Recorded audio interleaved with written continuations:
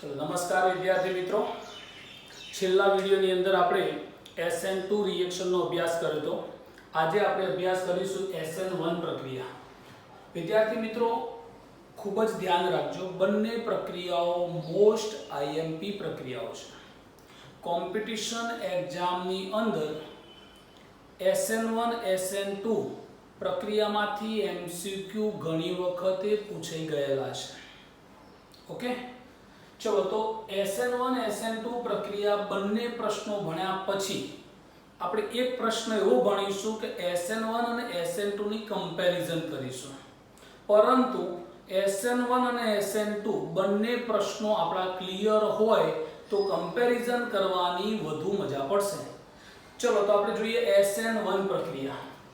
SN1 પ્રક્રિયાને મિત્રો બીજા કયા નામે ઓળખાય तो तमे याद राखजो, सोल्वोलाइसिस ना नामे ओळखाय।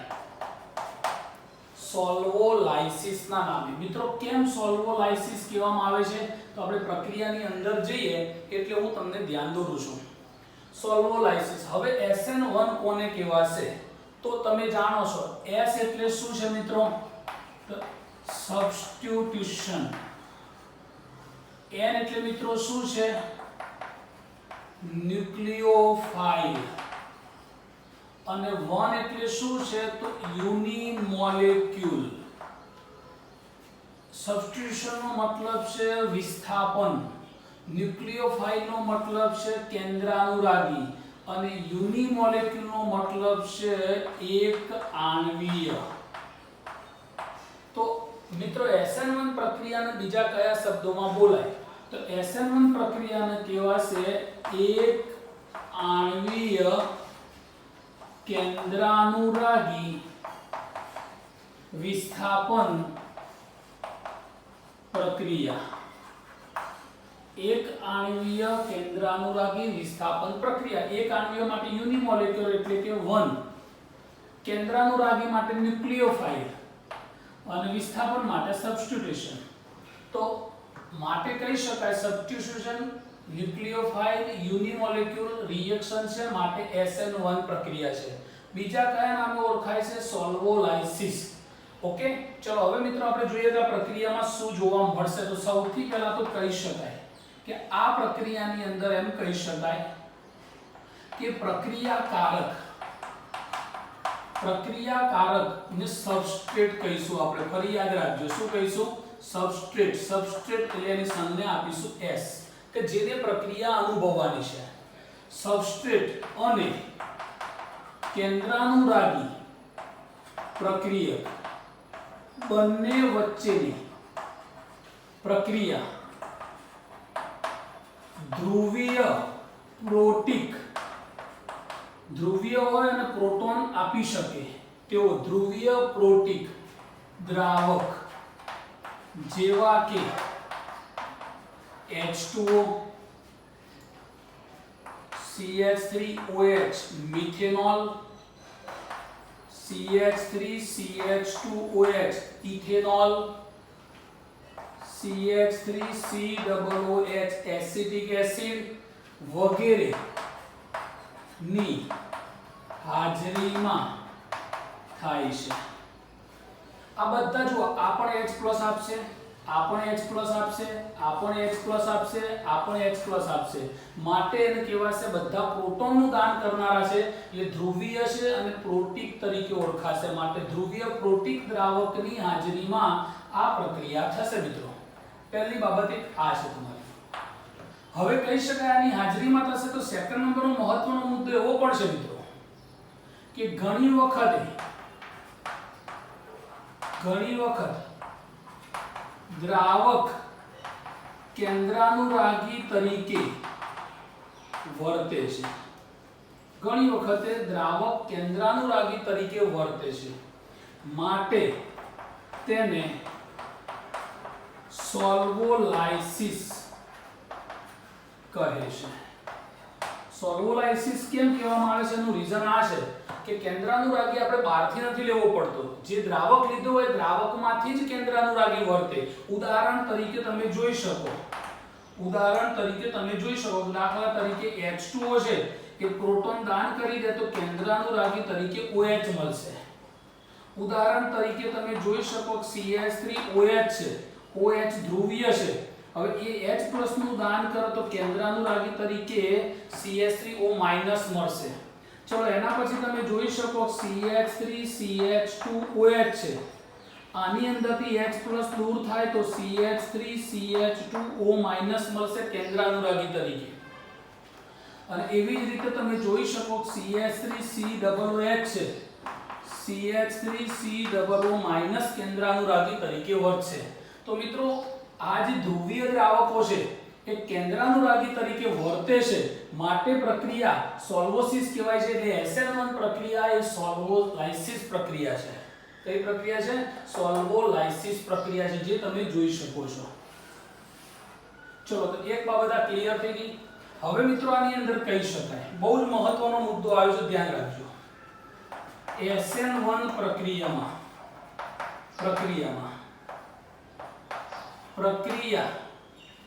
માત્ર પ્રક્રિયાકારકની એટલે સબસ્ટ્રેટ પ્રક્રિયાકારકની સાંદ્રતા ઉપર આધારિત છે. પ્રક્રિયાકારકની સાંદ્રતા ઉપર આધારિત છે, નહીં કે કેન્દ્રાનુરાગીની સાંદ્રતા. એટલે કે આ પ્રક્રિયા માત્ર ને માત્ર પ્રક્રિયાકારકની સાંદ્રતા ઉપર જ આધારિત છે. તેથી SN1 પ્રક્રિયાનો વેગ ચલે છે પ્રક્રિયાકારકની સાંદ્રતા, એટલે કે S ની સાંદ્રતા, પ્રક્રિયાકારક S ની સાંદ્રતા. ઓકે, ચલો ચલે છે દૂર કરી દે તો લખી શકાય કે પ્રક્રિયા વેગ K. પ્રક્રિયાકારક માટે આપણે શબ્દ વાપરીશું S. તો આ એનું સૂત્ર લખાય, પ્રક્રિયા વેગ SN1. કેમ મિત્રો આવું સૂત્ર થયું? કારણ કે માત્ર ને માત્ર કોની સાંદ્રતા ઉપર આધારિત છે? પ્રક્રિયાકારકની સાંદ્રતા ઉપર આધારિત છે. એટલા માટે પ્રક્રિયાનો વેગ માત્ર કોના ઉપર આધાર રાખશે? પ્રક્રિયાકારકની સાંદ્રતા ઉપર. રાઈટ? ઓકે. કેન્દ્રાનુરાગીની સાંદ્રતા ઉપર આધાર રાખતો નથી. એટલે અહીંયા કહી શકાય કેન્દ્રાનુરાગી ઉપર આધાર નથી, તો કેન્દ્રાનુરાગી નિર્બળ કે પ્રબળ ગમે તે ચાલી શકે. આ પ્રક્રિયામાં કેન્દ્રાનુરાગી પ્રબળ હોય તો એ ચાલશે, નિર્બળ હોય તો એ ચાલશે. રીઝન શું છે? કારણ એક જ છે કે ભાઈ આખી પ્રક્રિયામાં એની સાંદ્રતા ઉપર તો ડિપેન્ડન્ટ છે જ નહીં. માત્ર ને માત્ર કોની સાંદ્રતા? પ્રક્રિયાકારકની સાંદ્રતા ઉપર છે, માટે તે નિર્બળ હશે તો એ ચાલશે, પ્રબળ હશે તો પણ ચાલશે. ઓકે, તો પ્રક્રિયાનો વેગ કોના ઉપર આધાર છે તમે જોઈ શકો. હવે આના કારણે કહી શકાય કે રાસાયણિક ગતિકી મુજબ SN1 પ્રક્રિયા પ્રથમ ક્રમની છે. કયા ક્રમની છે? પ્રથમ ક્રમની છે.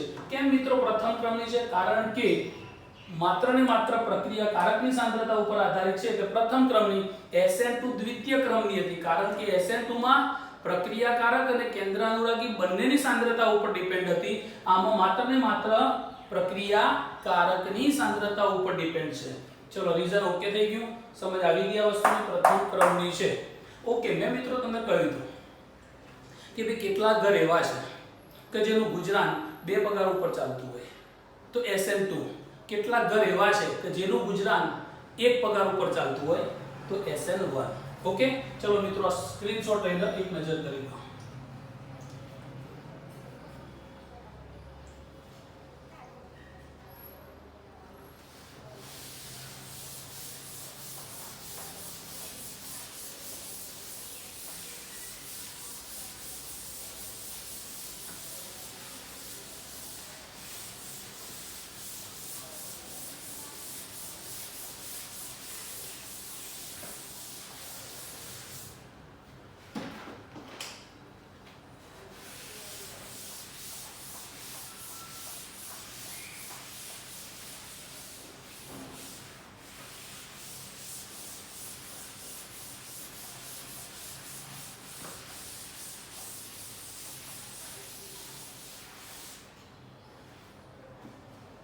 ચલો હવે મિત્રો આપણે જોઈએ કે SN1 પ્રક્રિયા, SN1 પ્રક્રિયામાં બે તબક્કામાં થાય છે. SN1 પ્રક્રિયા બે તબક્કામાં થાય છે. એક મુદ્દો આ છે. સેકન્ડ નંબરમાં બીજી રીતે કેવું હોય તો કહી શકાય કે પ્રક્રિયાકારક એટલે સબસ્ટ્રેટ નું અસમ વિભાજન થાય છે. કમ્પેરિઝન કરતા રહીએ મિત્રો. SN2 પ્રક્રિયા એક જ તબક્કામાં થતી હતી, SN1 બે તબક્કામાં. SN2 માં અસમ વિભાજન નતું થતું, આમાં અસમ વિભાજન થાય છે. ઓકે, ચલો તદુપરાંત કહી શકાય કે ઇન્વર્ઝન જોવા મળતું નથી.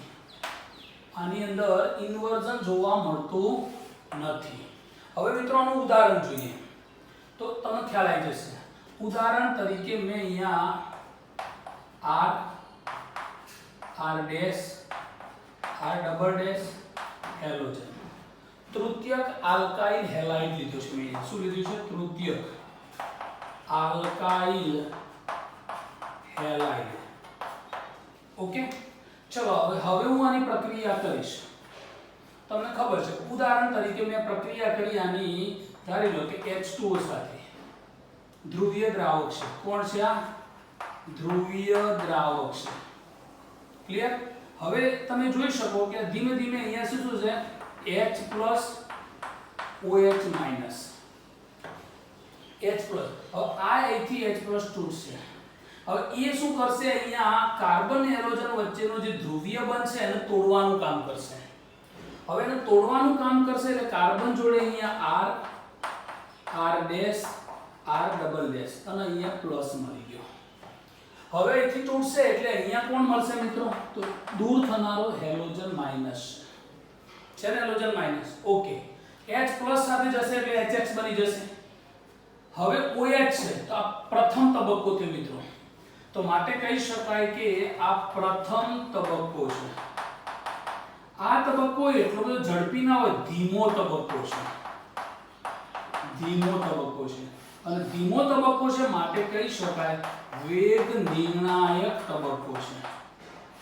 કાર્બન અને હેલોજનનો બંધ એટલો સરળતાથી નથી તૂટતો, એના માટે ધ્રુવીય દ્રાવક લેવો પડશે અને આ પ્રોટોન આ કાર્બન અને હેલોજન વચ્ચેના બંધનું તોડવાનું કામ કરશે, જેના કારણે અહીંયા તમને મળે તૃતીયક કાર્બોકેટાયન. ઓકે, તો મિત્રો અહીંયા જો પહેલું જ કીધું હતું કે એક તબક્કો પૂરો થયો, હવે બીજો આવશે. માટે બે તબક્કામાં પ્રક્રિયાકારકનું શું થઈ ગયું? અસમ વિભાજન. જો આની અંદર બંધ તૂટ્યો એટલે એક પ્લસ અને એક માઈનસ મળી ગયો, માટે આ શું કહેવાય? અસમ વિભાજન કહેવાય. હવે તમે જો ઇન્વર્ઝન જોવા નથી મળતું, હજી તમે આની અંદર કહી શકાય અસમ વિભાજનથી કાર્બોકેટાયન મળે છે. તો જો અસમ વિભાજનથી શું મળ્યું તમને? કાર્બોકેટાયન મળ્યો. હવે સેકન્ડ નંબરનો તબક્કો ચાલુ થશે મિત્રો. તો સેકન્ડ નંબરના તબક્કામાં શું થશે? તો પહેલો તબક્કો પૂરો થયો. સેકન્ડ નંબરના તબક્કામાં R હતો, R ડેશ હતો, R ડબલ ડેશ હતો, પ્લસ હતો. હવે આમાં કેન્દ્રાનુરાગી કોણ મળ્યું? OH minus. હવે આપણે આના ઉપર હુમલો કરશે. હવે આને ઇલેક્ટ્રોન દાન કરવા છે. ઇલેક્ટ્રોન દાન કરવા છે એટલે ઝડપી કરશે, માટે કહી શકાય કે બીજો તબક્કો છે એ ઝડપી તબક્કો છે. તમારી જાણ માટે કહી દઉં, પ્રથમ તબક્કો છે પ્રતિવર્તી છે. પ્રથમ તબક્કો કેવો છે? પ્રતિવર્તી છે. ધીમો તબક્કો છે વેગ નિર્ણાયક તબક્કો. ધીમો હોય એટલે પ્રક્રિયા પ્રતિવર્તી થશે, સંતુલનમાં આપણે જોયું હતું. બીજો તબક્કો છે ઝડપી તબક્કો છે. હવે રિએક્શન થશે તો જુઓ મિત્રો, અહીંયા થઈ જશે કે OH છે, કાર્બન છે, R છે, R ડેશ છે, R ડબલ ડેશ છે, OH છે. હવે આને સમજી લો કે આ OH છે જમણી બાજુથી પણ હુમલો કરી શકે, ડાબી બાજુથી પણ હુમલો કરી શકે, બંને બાજુથી હુમલો કરી શકે. એટલે શક્યતા કો તો આ મળે અથવા carbon R OH R double dash. Okay, તો તૃતીયક આલ્કોહોલ આપણને મળી ગયું.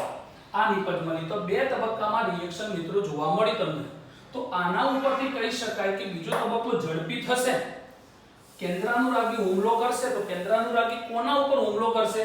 તો જે કાર્બોકેટાયનમાં ધન વીજભાર વધુ હશે એના ઉપર ઝડપી પ્રક્રિયા થશે.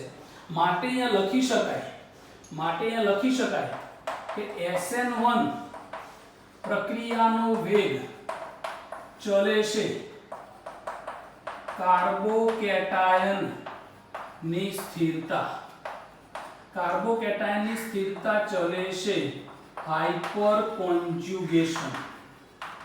જેમાં હાઇપર કોન્જ્યુગેશન વધુ થાય એવા કાર્બોકેટાયનની સ્થિરતા વધુ હોય અને જે કાર્બોકેટાયનની સ્થિરતા વધુ હોય એનો SN1 પ્રક્રિયા વેગ વધુ હોય. ઓકે, ચલો આપણે આના ઉદાહરણ સહિત જોઈએ. આ એક ઉદાહરણ તમારી સમજમાં આવી ગયું. જે તબક્કા લખ્યા છે જુઓ, ક્લિયર જુઓ. બે તબક્કામાં પ્રક્રિયા થઈ ગઈ. ઓકે, પ્રક્રિયા કારકનું અસમ વિભાજન થયું તો તમે જોઈ શકો અસમ વિભાજન થયું પહેલું. પછી બીજા તબક્કામાં પ્રક્રિયા શરૂ થઈ. ઇન્વર્ઝન જોવા મળ્યું નથી. અસમ વિભાજનથી કાર્બોકેટાયન મળ્યો. આ કાર્બોકેટાયન જુઓ. તો આ રીતે તમે રિએક્શન બતાવી શકો. હવે તમે જુઓ આ દ્રાવકની હાજરીમાં પ્રક્રિયા થઈ માટે આ પ્રક્રિયા કયા નામે ઓળખાશે? સોલ્વોલાઇસિસના નામે ઓળખાશે. કયા નામે? સોલ્વોલાઇસિસના નામે આ પ્રક્રિયા ઓળખાશે. રાઈટ? ચલો એક સ્ક્રીનશોટ આનો લઈ લો.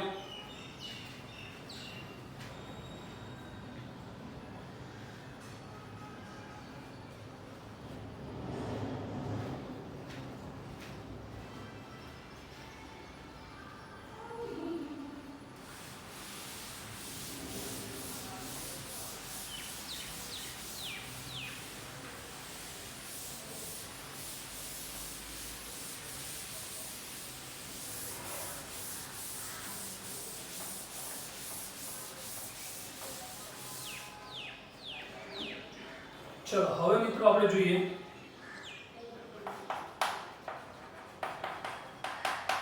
આલ્કાઇલ હેલાઇડમાં SN1 પ્રક્રિયાનો વેગ. આલ્કાઇલ હેલાઇડમાં SN1 પ્રક્રિયાનો વેગ જોવો છે. તો હવે મિત્રો તમે જાણો છો કે આલ્કાઇલ હેલાઇડની અંદર સૌથી પહેલા હું તમારી સામે કાર્બન મૂકીશ, R મૂકીશ, R dash, R double dash અને અહીંયા હેલોજન લખીશ. આ તૃતીયક છે. ચલો એના પછી સેકન્ડ નંબર લખીશ R H R dash halogen. આ સેકન્ડરી છે. ચલો એના પછી તમારી સામે હું લખીશ R H H X. આ પ્રાઇમરી છે. ચલો અહીંયા હું લખીશ R CH3X. આ પણ પ્રાઇમરી જ કહેવાશે પણ મિથાઇલ. હવે મિત્રો તમે જુઓ કે SN1 પ્રક્રિયા કરવી છે. SN1 પ્રક્રિયા એટલે સૌથી પહેલા તો દરેકની અંદર અસમ વિભાજન થશે. અસમ વિભાજન થાય તો આની અંદરથી આ બંધ તૂટે, કાર્બન પ્લસ હેલોજન માઈનસ. ચલો તો તૃતીય કાર્બોકેટાયન મળે. ચલો આની અંદરથી પણ બંધ તૂટે તો કાર્બન પ્લસ હેલોજન માઈનસ બનશે. આ દ્વિતીય કાર્બોકેટાયન બને. ચલો આની અંદરથી આ તૂટશે તો પ્લસ અને માઈનસ તો પ્રાથમિક કાર્બોકેટાયન બને. અને આની અંદરથી અસમ વિભાજન થાય તો પ્લસ અને માઈનસ મિથાઇલ કાર્બોકેટાયન બને. હવે મિત્રો અહીંયા આ સિંગલ થઈ ગયા. હવે કેન્દ્રાનુરાગી હુમલો કરશે તો કેન્દ્રાનુરાગી જે કાર્બોકેટાયન સ્થાયી હશે તો કોણ સ્થાયી હશે? આ હશે. કેમ સ્થાયી હશે? કારણ કે R દાન કરશે, આ પણ દાન કરશે અને આ પણ દાન કરશે. ત્રણે ત્રણ દાન કરશે એટલે ધન વીજભાર ઘટી જશે. ધન વીજભાર ઘટી જશે એટલે અહીંયા કેન્દ્રાનુરાગી આ સ્થાયી બનશે અને સ્થાયી બનશે એટલે આની સાથે પ્રક્રિયા ઝડપી કરશે. કેવી રીતે? અહીંયા કહી શકાય કે આલ્કાઇલ હેલાઇડમાં પ્રક્રિયાનો વેગ કહી શકાય તૃતીયક આલ્કાઇલ હેલાઇડ, પછી આવશે દ્વિતીયક આલ્કાઇલ હેલાઇડ, પછી આવશે પ્રાથમિક આલ્કાઇલ હેલાઇડ અને પછી આવશે CH3X. તો મિત્રો આ ક્રમ યાદ રાખજો. SN1 અને SN2 પ્રક્રિયાના વેગનો જે ક્રમ ખરો, સક્રિયતાનો ક્રમ ખરો, અનેક પરીક્ષાઓમાં પૂછાઈ ગયા. હવે તમે જુઓ આલ્કાઇલ હેલાઇડમાં SN1 અને SN2 એકબીજાથી ઓપોઝમાં છે ને? એકબીજાથી ઓપોઝમાં. રીઝન શું છે? તો SN અને કાર્બોકેટાયનની સ્થિરતા ઉપર આધારિત છે, જ્યારે SN2 એક જ તબક્કામાં પ્રક્રિયા થાય છે એટલે એમાં પ્રબળ કેન્દ્રાનુરાગી એ કાર્બન ઉપર સીધો હુમલો કરે છે. એટલે જે કાર્બન ઉપર ધન વીજભાર વધુ હોય એના ઉપર ઝડપી હુમલો કરશે. માટે ધન વીજવાળું આના ઉપર વધુ છે, માટે SN2 ઝડપી થાય, SN1 ધીમી થાય। ઓકે, ચલો તો એક બાબત મહત્વનો MCQ તમારી જોડે ક્લિયર થઈ ગયો। ચલો એક નજર આના ઉપર કરી લો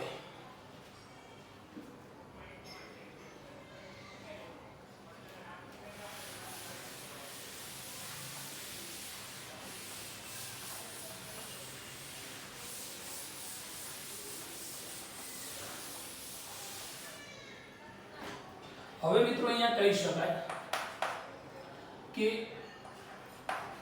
બેન્ઝાઇલિક હેલાઇડ, યાદ છે બેન્ઝાઇલિક હેલાઇડ કોને કહેવાય?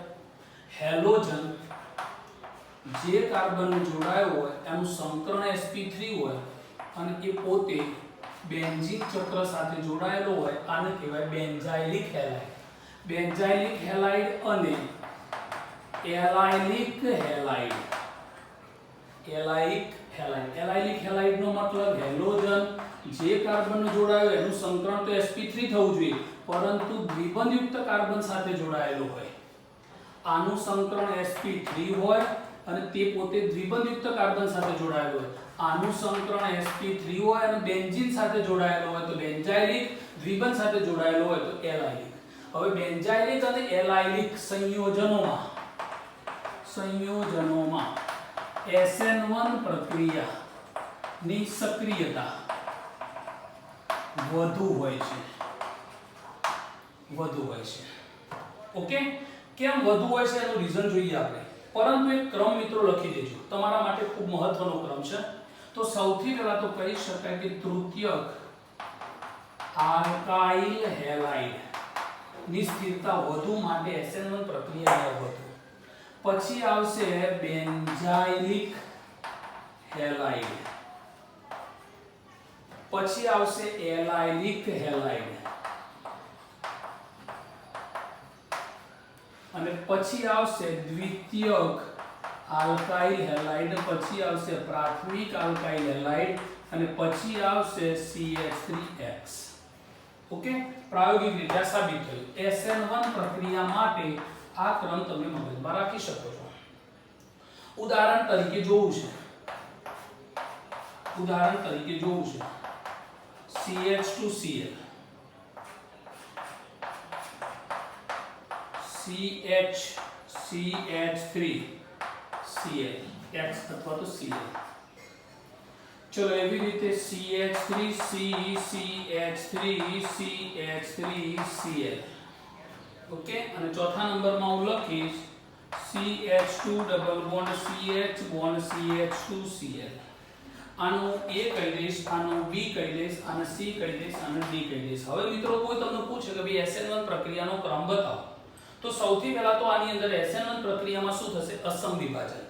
અસમ વિભાજન થાય એટલે અહીંથી Cl દૂર થાય તો આના માટે પોઝિટિવ ચાર્જ, અહીંથી Cl દૂર થાય તો આના માટે પોઝિટિવ ચાર્જ, અહીંથી દૂર થશે તો અહીંયા પોઝિટિવ અને અહીંથી દૂર થશે તો અહીંયા પોઝિટિવ।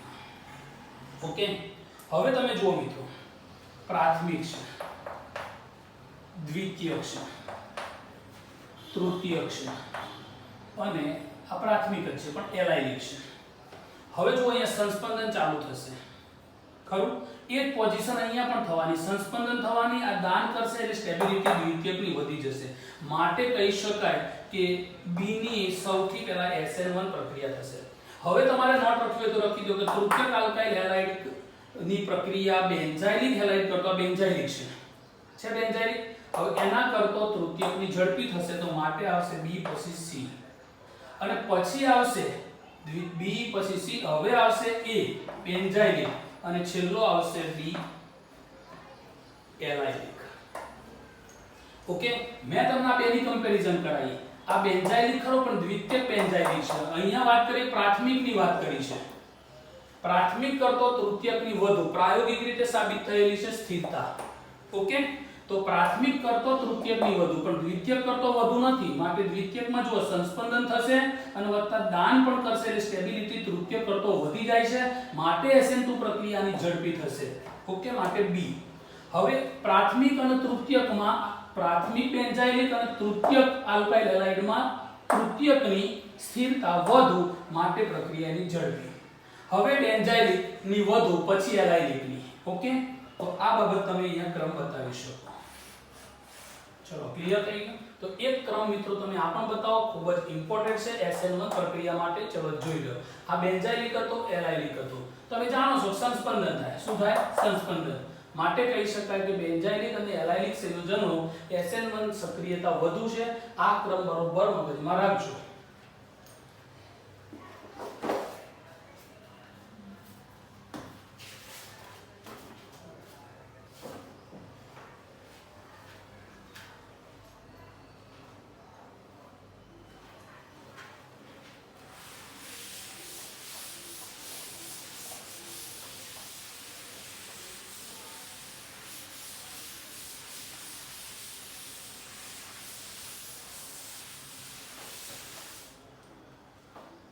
चलो મિત્રો બીજું એક ઉદાહરણ જોઈએ આપણે.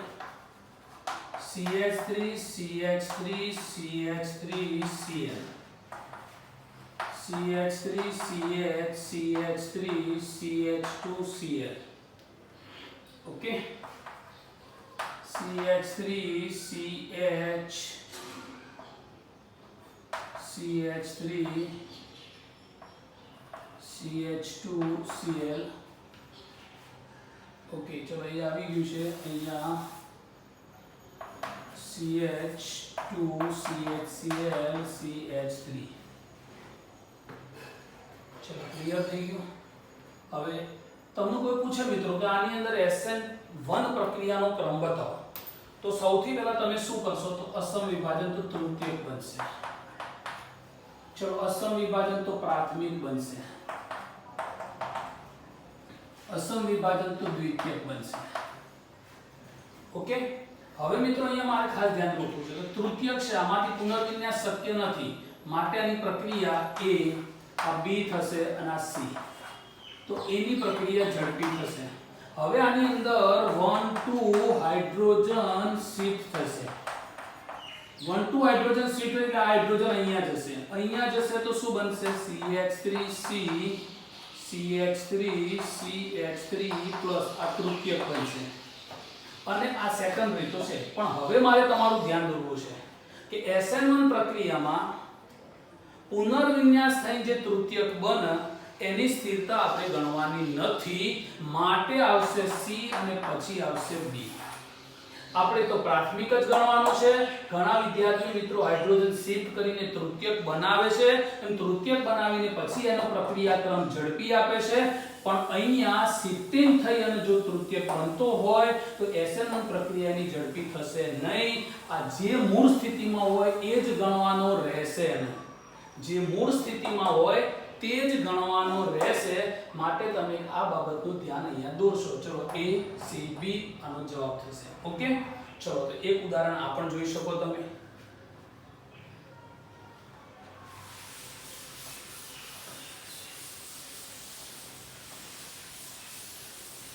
ચલો તો SN1 SN2 પ્રક્રિયાની અંદર તમે જોયું. તો હવે તમને કોઈ પૂછે કે ભાઈ આલ્કાઇલ હેલાઇડ માટે પ્રક્રિયા વેગ ચલે છે. અહીંયા આપણે શું લઈ દીધું? CH3 3CCl થઈ શકે આ રીતે. તૃતીયકને સૌથી ઝડપી થશે, પછી દ્વિતીયક. પ્રાથમિક સાથે પ્રક્રિયા ખૂબ જ ધીમી. ઓકે, તો આ એનું ઉદાહરણ છે. હવે મિત્રો કહી શકાય કે SN1 અને SN2 નો ક્રમ જોઈએ આપણે આલ્કાઇલ હેલાઇડમાં. ઓકે, ચલો તો આલ્કાઇલ હેલાઇડમાં હું સૌથી પહેલા લખીશ તૃતીયક આલ્કાઇલ હેલાઇડ. પછી અહીંયા હું લખીશ દ્વિતીયક આલ્કાઇલ હેલાઇડ.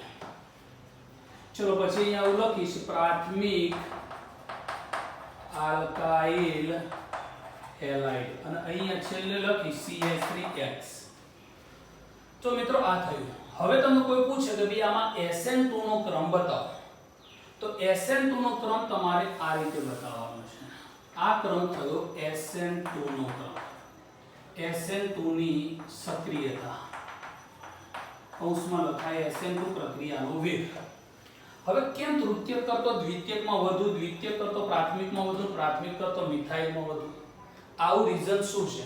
તો કહી શકાય એના માટે કે વેગ ચલે છે 1 અવકાશીય અવરોધ. આ રીઝન મેં તમને વિડિયોમાં સમજાવ્યું હતું. એના કારણે આ પ્રક્રિયા ઝડપી. હવે મિત્રો કોઈ એમ પૂછે કે ભાઈ SN1 નો ક્રમ શું થશે? તો SN1 નો ક્રમ આપણે આ લખીશું. તો SN1 ની સક્રિયતા વેગ. મિત્રો કેમ SN1 આલ્કાઇલ હેલાઇડ કરતો પ્રાથમિકની વધુ, પ્રાથમિક કરતો દ્વિતીયકનો, દ્વિતીયક કરતો તૃતીયક? તો તમે કહી શકો વેગ ચલે છે કાર્બોકેટાયનની સ્થિરતા. તૃતીય કાર્બોકેટાયનની સ્થિરતા વધુ હોય. કેમ? કારણ કે આલ્કાઇલ સમૂહની સંખ્યા વધુ, હાઇપર કોન્જ્યુગેશન વધુ, હાઇપર કોન્જ્યુગેશન વધુ એટલે સ્થિરતા વધુ. ઓકે, તો આ રીઝન થઈ ગયું. બંનેના રીઝન અલગ અલગ છે. તો તમે SN1 SN2 માં ક્રમ જાતે બનાવી શકો. હવે SN2 નો ક્રમ અલગ લખો, SN1 નો ક્રમ અલગ લખો. ચલો, તો એક બાબત આ થઈ. હવે મિત્રો પ્રશ્ન આવ્યો કે આપણી જોડે આલ્કાઇલ હેલાઇડ લેવાના, પણ હેલાઇડ તો જુદા જુદા છે. RI પણ છે, RBr પણ છે, RCl પણ છે અને RF પણ છે. હવે 4 આલ્કાઇલ હેલાઇડ આપણી જોડે છે. હવે કોઈ પ્રશ્ન પૂછે કયો આલ્કાઇલ હેલાઇડ, કયો હેલાઇડ સૌથી વધુ સક્રિયતા દર્શાવશે? તો બંધ લંબાઈ I ની વધુ છે. I ની બંધ લંબાઈ વધુ છે એટલે ઝડપી શું થઈ જશે? તૂટી જશે. માટે કહી શકાય કે આયોડિન યુક્ત આલ્કાઇલ હેલાઇડ ઝડપી પ્રક્રિયા આપશે. પછી કહી શકાય કે બ્રોમિન યુક્ત ઝડપી આપશે, પછી Cl યુક્ત ઝડપી આપશે, પછી F યુક્ત ઝડપી આપશે. માટે તમે લખી શકો સક્રિયતાનો ક્રમ આ ઉપર લખ્યો છે એ મુજબ જ તમે બતાવી શકો. આલ્કાઇલ હેલાઇડની સક્રિયતા કોના માટે? તો SN1 અને SN2 ની સક્રિયતા આલ્કાઇલ હેલાઇડનો. ઓકે, SN1 માટે પણ છે, SN2 માટે પણ છે. બંને માટે એની સક્રિયતાનો ક્રમ આ મુજબ જ હશે. ચલો, તો આલ્કાઇલ હેલાઇડમાં પણ ક્રમ મળી ગયો, SN2 નો ક્રમ મળી ગયો, SN1 નો ક્રમ મળી ગયો. દરેક બાબત તમે અલગ અલગ આને જોઈ લીધી છે. ચલો, એક નજર આના ઉપર કરી લો.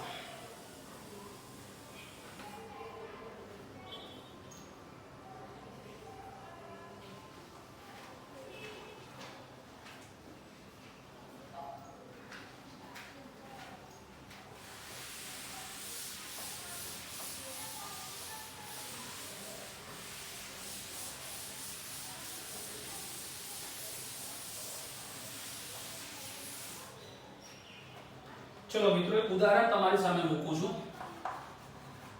CH3 CH2 CH2 CH2 Br 1 બ્રોમોબ્યુટેન છે.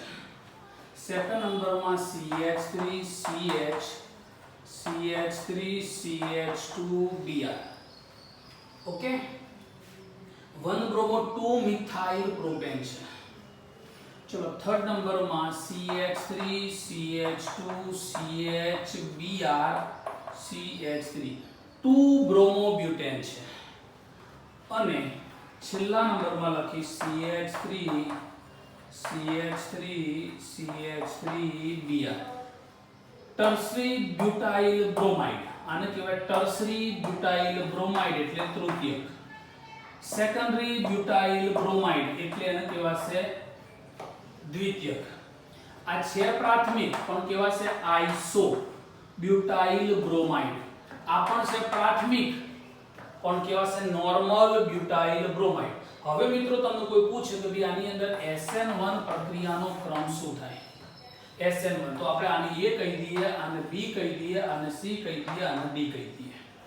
તો SN1 પ્રક્રિયામાં સૌથી પહેલા તો અસમ વિભાજન થશે મિત્રો. તો ચલો, બ્રોમિન અહીંથી દૂર થયો તો આના માથે પોઝિટિવ ચાર્જ, અહીંથી બ્રોમિન દૂર થયો તો આના માથે પોઝિટિવ ચાર્જ, અહીંથી બ્રોમિન દૂર થાય તો પોઝિટિવ ચાર્જ અને અહીંથી બ્રોમિન દૂર થાય તો પોઝિટિવ ચાર્જ. તો SN1 પ્રક્રિયા સૌથી પહેલા તો કોની અંદર થશે? D માં. બરાબર, તૃતીયકમાં.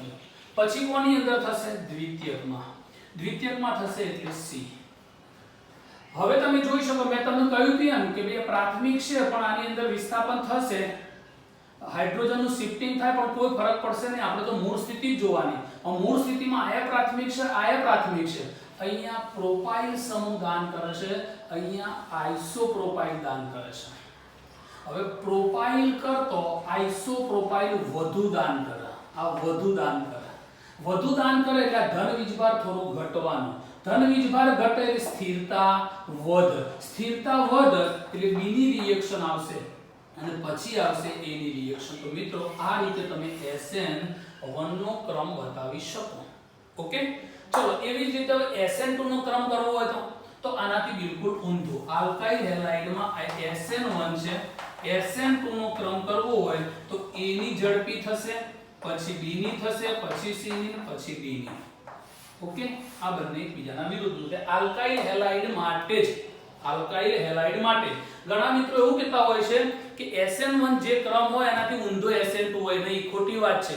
આલ્કાઇલ હેલાઇડમાં બરોબર છે, બધા સંયોજનમાં આ વાત સાચી નથી. એક ઉદાહરણ એ પણ જોઈએ આપણે.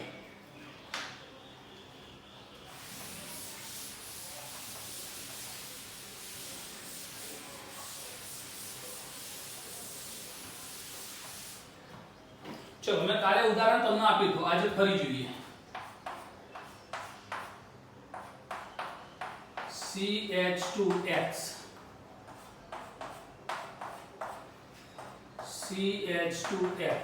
આ બે મિત્રો છે A અને B. ઓકે, હવે તમને કોઈ પૂછે કે SN1 પ્રક્રિયાનો ક્રમ બતાવો તો પહેલા અસમ વિભાજન કરી દો. અસમ વિભાજન કરો તો અહીંયા પોઝિટિવ ચાર્જ, અહીંયા પોઝિટિવ ચાર્જ. ચલો સંસ્પંદન થવાનું, સંસ્પંદન થશે તો સ્થિરતા વધશે. સ્થિરતા વધશે તો આપણે હાલ જ કીધું કે કાર્બોકેટાયનની સ્થિરતા જેની વધુ હોય એની SN1 પ્રક્રિયા વધુ થશે. કરી કે નહીં? ઓકે, ચલો હવે SN2 ની આપણે વાત કરીએ. SN2 માં તો મિત્રો કાલે મેં તમને કહ્યું હતું ઓકે કે સક્રાંતિ અવસ્થામાં કાર્બન સાથે minus I electron withdraw group જોડાયેલું હોય. Minus I electron withdraw group જોડાયેલું હોય જેના કારણે ધન વીજભાર મોટો બને. ધન વીજભાર મોટો બને તો કેન્દ્રાનુરાગી ઝડપી હુમલો કરશે. SN2 માં ધન વીજભાર મોટો બને એટલે કોઈ અવરોધ નડશે નહીં આને, એટલે કેન્દ્રાનુરાગી ઝડપી હુમલો કરશે તો માટે એની પ્રક્રિયા B કરતો વધી જશે. ઓકે, આ બાબત ખાસ તમારે ધ્યાનમાં રાખવાની છે. ચલો એવું જ બીજું ઉદાહરણ તમને યાદ કરાવી દઉં. CH2 double bond CH bond CH2 Br.